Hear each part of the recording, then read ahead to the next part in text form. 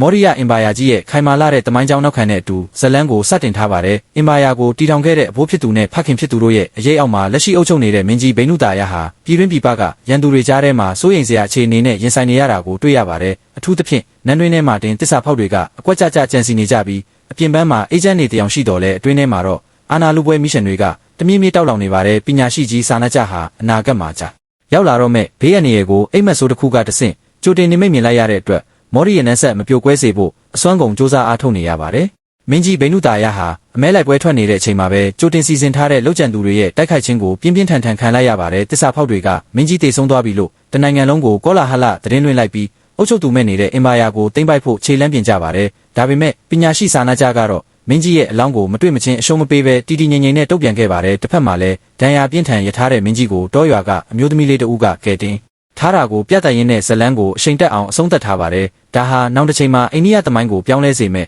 အာတောကမင်းကြီးပေါ်ထွန်းလာဖို့အတွက်အခြေခံအုတ်မြစ်ကိုခိုင်ခိုင်မာမာချပေးလိုက်တဲ့အပိုင်းတစ်ပိုင်းပဲဖြစ်ပါတယ်။